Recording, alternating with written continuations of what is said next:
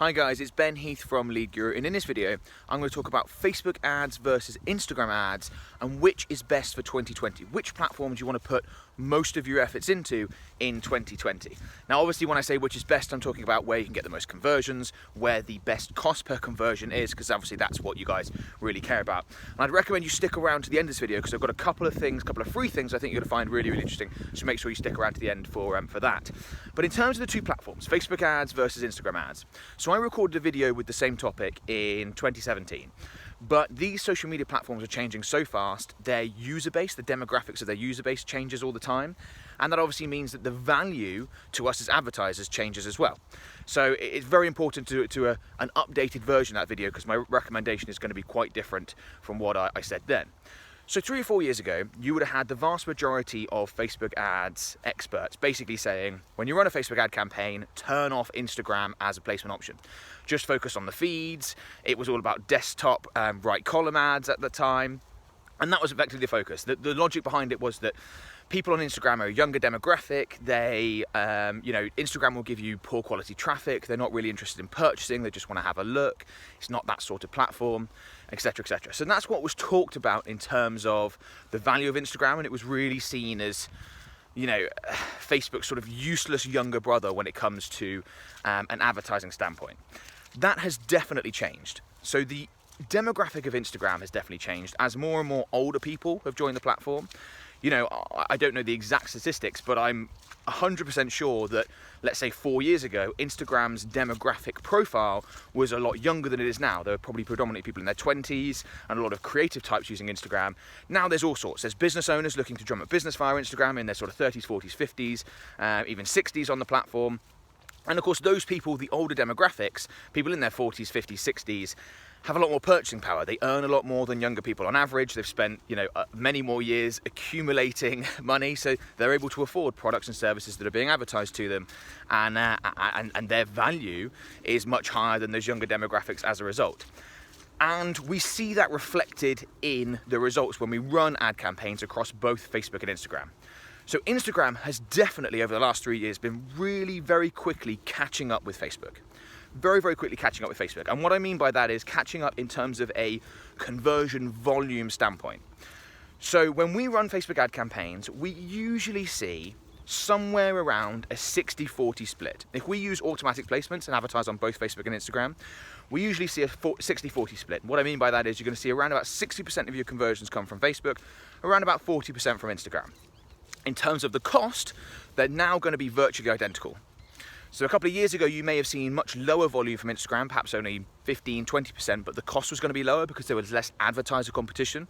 But the word is out now. Advertisers know that Instagram is a valuable place to advertise. When they create their Facebook ad campaigns, they normally advertise on Facebook.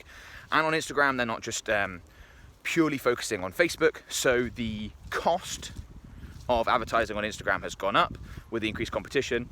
So you're going to see conversion costs that are roughly equal between the two platforms. Now, with that 60-40 split, it does depend on the industry you're advertising in, the type of products and services that you offer. So for example, if we're offering anything B2B, we're likely to see a more Facebook-weighted conversion volume metric. So we're going to see perhaps more like 75% Facebook. Okay? If on the other hand, we're advertising something very B2C, very consumery, very visual, anything in the food industry, apparel, things like that, it's normally going to be very Instagram focused. So we might see, again, the opposite. We might see 75% Instagram, something along those lines. So in terms of the volume you're likely to see and the conversion costs, they're roughly equal nowadays, but you may see a weighting one way or the other, depending on the type of business that you run and the industry you operate in. Okay, so what can you take away from this? Instagram, I think, is likely to overtake Facebook. Probably not in 2020 though, or at least not significantly. It's probably going to take a few more years. So my recommendation for 2020 and for the immediate future is advertise on both. Don't ignore either Facebook or Instagram, advertise on both. It's very easy to do when you run your Facebook ad campaigns. You can set up within Facebook's Ads Manager, which is where you should be creating your Facebook ad campaigns, you can use automatic placements, and Facebook will advertise across all the placement options, both on Facebook and Instagram, which will include Facebook and Instagram stories. It will include, Facebook and Instagram feeds, desktop right column on Facebook, all the various options.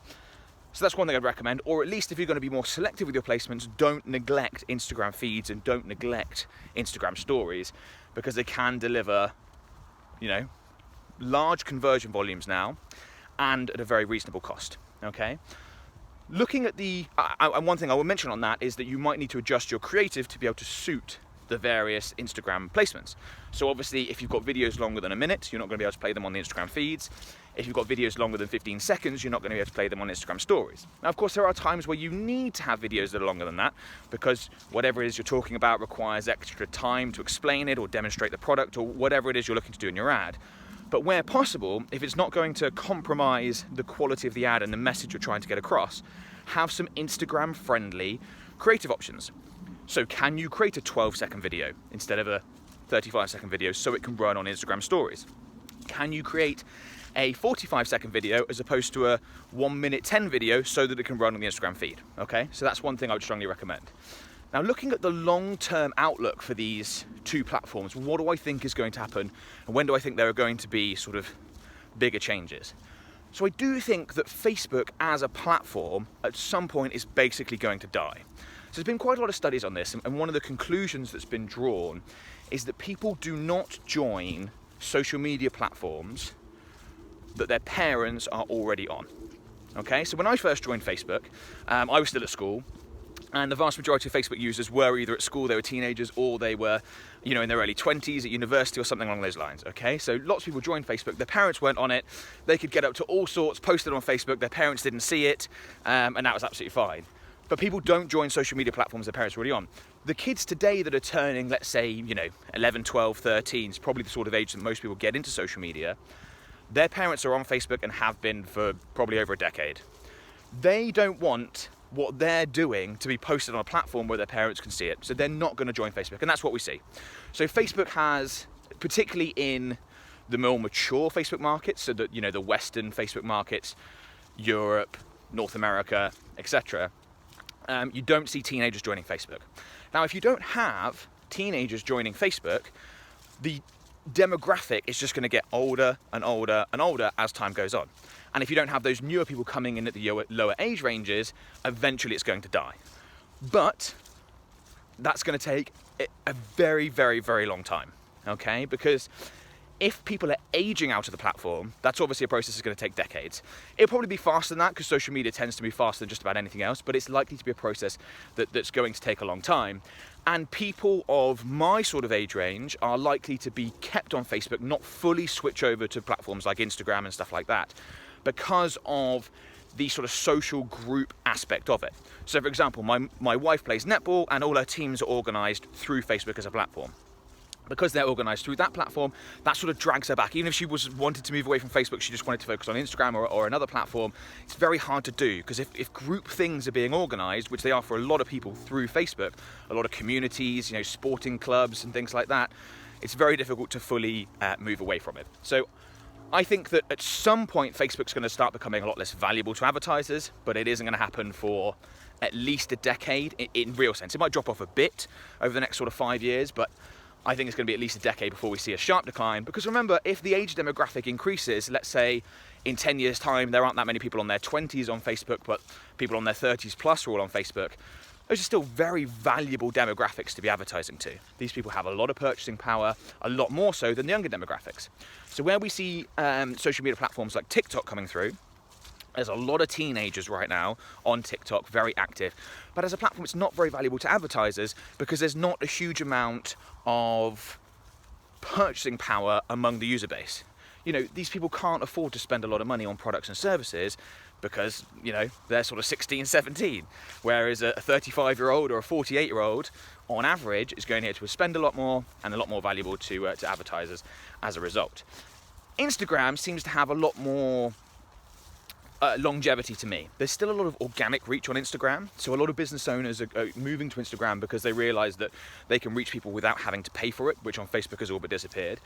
So as you have more and more people moving to Instagram for the organic reach, I think that's going to give it more longevity. Now, of course, Facebook, who own Instagram, could come in and make adjustments to that, and they could basically say, get rid of the organic reach altogether, we're just going to have advertisers, as they've done with Facebook. Hopefully they've learned their lesson, but we will see. Then the value of the platform is likely to decrease quite quickly. But in terms of 2020, for now, absolutely focus on both. Another interesting thing that's happening in 2020 is WhatsApp advertising is going to be launched. They haven't said when, or I haven't seen it at least. But up till now, you've been able to use WhatsApp as a destination when you advertise on Facebook and Instagram. So instead of sending people to, let's say, your website from an ad, you can send people to WhatsApp to start a conversation with them. So that's been available for a while. But now they're actually introducing WhatsApp as an ad placement. So you can actually have ads that it's probably going to be similar to the way Messenger ads work. So you can send ads, you can send a message to someone and that's effectively your ad, or you can advertise sort of within a WhatsApp sort of stream or whatever they call it on WhatsApp, and that's probably how that's going to work. So that's something that might be worth experimenting with. It's likely to be relatively inexpensive when it's new, so I definitely recommend checking that out. Okay, so one of the other things that I mentioned at the beginning of the video was that I got some free stuff for you that I think you'd be interested in. So 2 free things for you first. First is my Facebook Ads Mastermind group. So this is a free Facebook advertising group where we talk about Facebook and Instagram advertising, and sure, WhatsApp advertising when it becomes available and comes online. There's just under 14,000 members in there right now. Fantastic community full of people looking to get better results with Facebook advertising. They post questions, they get answers.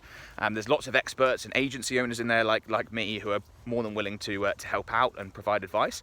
So I strongly recommend you join that if you want better results with your Facebook advertising. There will be a link in the video description. Second free thing is my free 5-part Facebook ad template. So this Facebook ad template contains some of the best performing ads that I've created for my clients. You can model from those ads. You can sort of take a look at, the copy, the headlines, the images we've used. I've sort of broken it down and explained, we used this headline because of da-da-da-da, and we've used this copy because of da-da-da-da. So you can really go through and model from those ads. Should really help you with your ad performance. Completely free to download.